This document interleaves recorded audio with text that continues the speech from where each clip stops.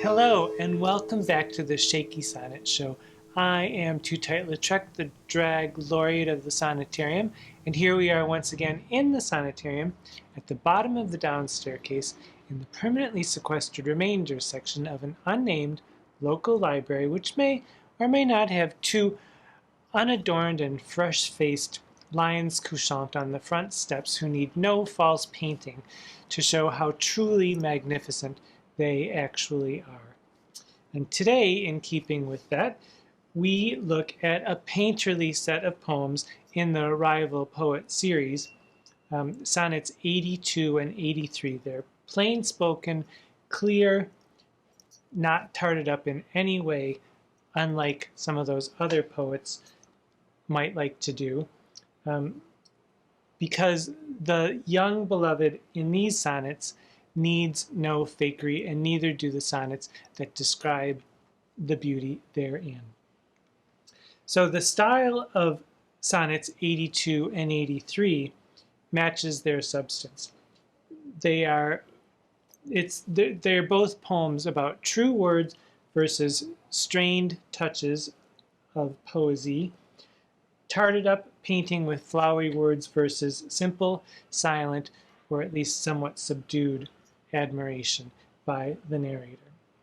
And 83 follows 82's argument so closely that I have no qualms about doing them both in the same lesson, which we will do right now. So, Sonnet 82. I grant thou wert not married to my muse, and therefore mayst without a taint or look the dedicated words which writers use of their fair subject, blessing every book. Thou art as fair in knowledge as in hue, finding thy worth a limit past my praise, and therefore art enforced to seek anew some fresher stamp of the time-bettering days. And do so, love. Yet, when they have devised what strained touches rhetoric can lend, thou, truly fair, wert truly sympathized in true plain words by thy true telling friend. And their gross painting might be better used where cheeks need blood. In thee it is abused. So, the first quatrain. I grant thou wert not married to my muse. And by my muse, I mean my genius, which wrote such wonderful poems about you in this volume. And by my genius, of course, I mean me. We're not married, you're not bound to me legally or anything like that. So you're free to read whatever drivel other poets might write about you. Thou mayst without a taint o'erlook the dedicated words which writers use of their fair subject, blessing every book. All these other writers are writing all about you because you're lovely, you're gorgeous, you're wonderful. I know, because I've done it. We're not married. Go ahead and read whatever drivel you want, written by those other writers who can't hold a candle to me. Go ahead. But you're as smart as you are intelligent. The second quatrain. Thou art as fair in knowledge as in hue meaning as in appearance or in complexion or just in the color of your personality. Thou art as fair in knowledge as in hue, finding thy worth a limit past my praise.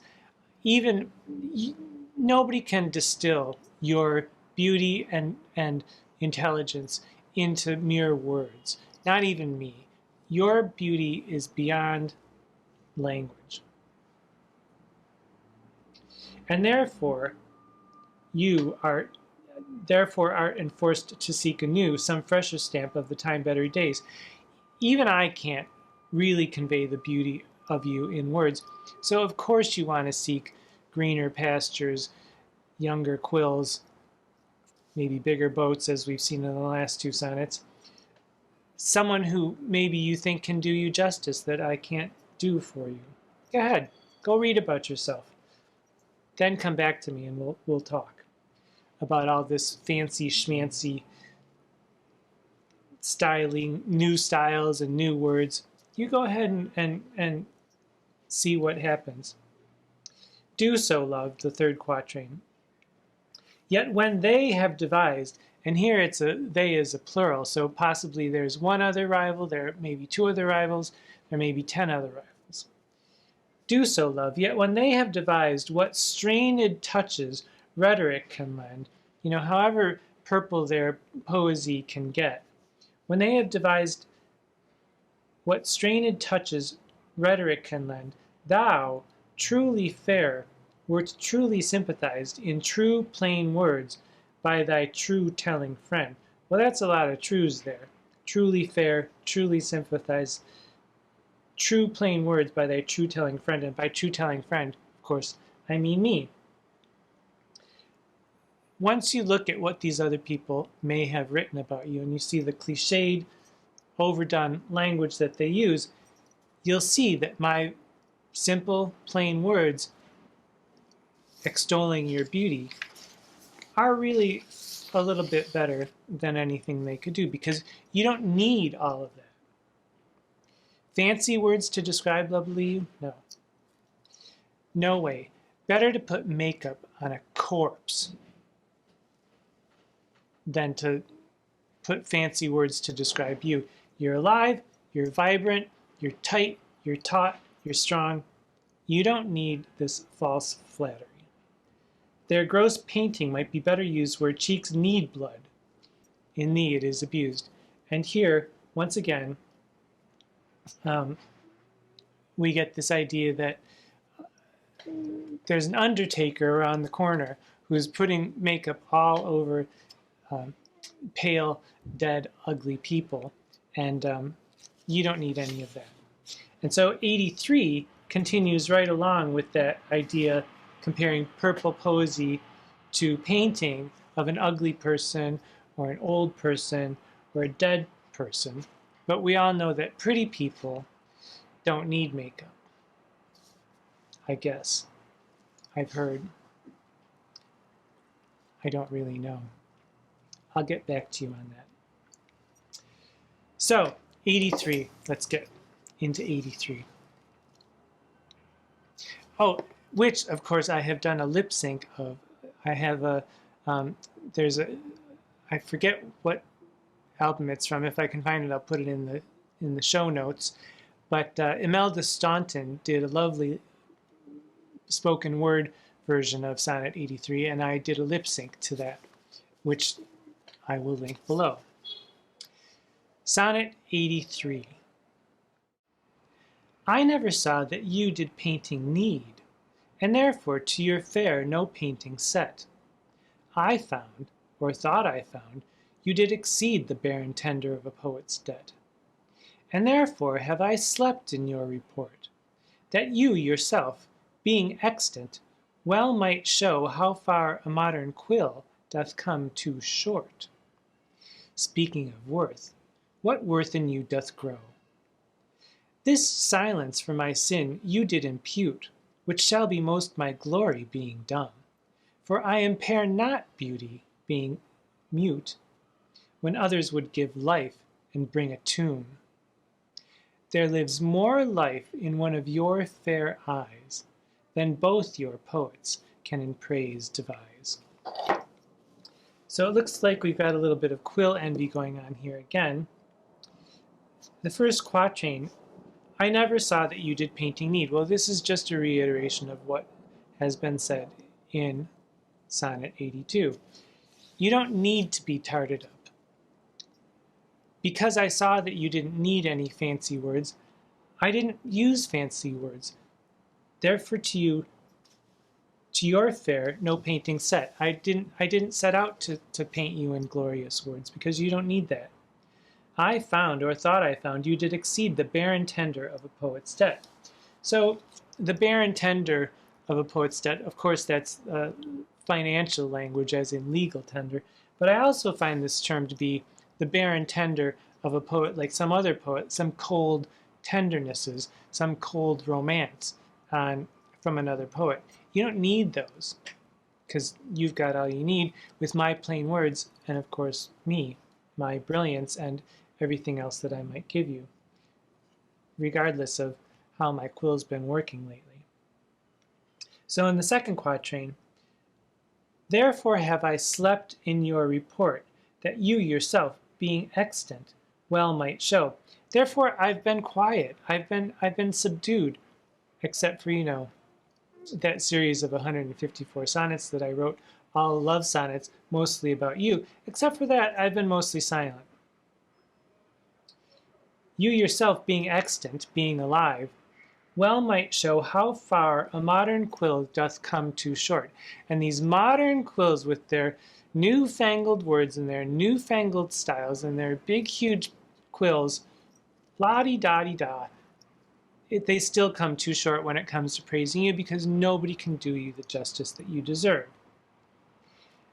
And speaking of worth, what worth in you doth grow? Well, I'd like to see your worth grow a little later on after we're done with this sonnet. So just hold on to that for a moment. This silence for my sin you did impute. So here it seems like the beloved has been berating the narrator by saying that, well, all these other guys, all these other people are writing about me, and you're not really writing as much about me as I would want you to. And when you do, it's in such muted tones and in such simple words that maybe you should step up your game a little bit, step up your quill a little bit. So this seems to be the narrator's argument. This silence for my sin you did impute, which shall be most my glory being dumb. So, in fact, I have been somewhat subdued by using simple, plain language, but that's my glory, because you don't need all that other trashy, glittery stuff. You've got beautiful little plain you. For I impair not beauty being mute, when others would give life and bring a tomb. And here we have again the idea of an undertaker painting up a corpse to make it look like it has just a little bit more blush in its cheeks than it actually does. You don't need any of this. And I've lost my notes, but it doesn't matter. You're vibrant, young, and taut. There lives more life in one of your fair eyes than both your poets can in praise devise. And I find that quite a beautiful sentiment. It's to the point. There lives, and it's monosyllabic, there lives more life in one of your fair eyes than both your poets. The last line is not monosyllabic, but the emphasis on there's more life in you than anything that any of these poets can bring up. This monosyllabic line 13 is really beautiful. Then both your poets can in praise devise. And both your poets, who knows, it could mean me and whoever else you're listening to, or it could be two other people who are writing about you. So maybe there are three poets. I'm your only real poet. So there lives more life in one of your fair eyes than both your poets can in praise devise. You don't need that praise. All you need is simple, concise, honest, truth-telling me. And that's what you've got. So I find this really lovely, and I find 82 also very simple, lovely, easily understandable. I think Shakespeare's really onto something here. So now, do we have a female or a male? Well, it seems that there's no indication of any gender of any sort. So it's a kind of a free-for-all. Any multiple combinations of lovers would work for either of these two poems. Dramatically, how might it fit in with Shakespeare's other work? I actually couldn't help being reminded of Cordelia in her declaration to Lear when he's asking his daughters, how much do you love me? And those, bitches, Goneril and Regan are praising him to high heaven when in fact they'll be his end at the end. Whereas Cordelia says, nothing, my lord. I cannot heave my heart into my mouth. Isn't that lovely? I cannot heave my heart into my mouth. I have nothing to say about how much I love you because she's saying the same thing that's being said in these sonnets. I don't need fancy words. I love you. That's it. So dramatically, I think this could be maybe a sentiment that was used at the same time in Lear, or it's certainly a complicated and wonderful sentiment that love doesn't actually need all kinds of hullabaloo and fireworks and Cracker Jacks. Love just needs a little bit of attention, which we know how to pay in this corner of the Sonnetarium.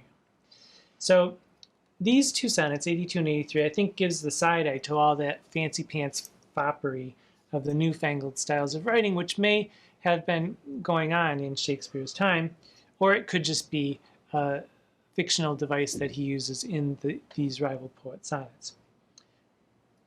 Preferring and executing, by the way, plain and simple language to drive home the point with strong images and true, clear thoughts. So, narratively, where does that leave us? Well, 82 and 83 are importunate for sure, but maybe not quite desperate. The lover makes the case here for continuing to love him. I'll say it's a him because it does seem that in our narrative progression, it seems to be that these are males who are discussing it back and forth. It's a little wrenching to see one side making such an extreme effort at keeping something going when it does seem clear that the young lover is drifting. Now, we don't have the young lover's answer, which, again, I would challenge all poets out there to write 155 sonnets with the lover's responses to these. That would make a stupendous volume, and I'm sure you'd make $1 million, of which I'd get 5%. So, but it is actually somewhat painful to watch this kind of groveling a little bit. And in some ways, though, it does remind me also of the first time that I ever actually listened to Dolly Parton's song Jolene, which is a song the narrator is speaking to the woman who's cheating with her husband. And it's just this there's sort of this desperation, but it's also, there's a clarity of thought and a clarity of expression that cuts right to the bone, and it's desperate and honest and true and beautiful. And that is sort of what these sonnets remind me of. There's a hint of something halfway between "Don't leave me" and "You know you love me" kind of thing going on here. So let's see how the next few sonnets pan out in this rival poet series. Meanwhile, here's hoping that all the wonders in your world abound, and that you have the presence of mind to plainly and simply pay attention. Until we meet again, I am Tootight Lautrec. Mwah.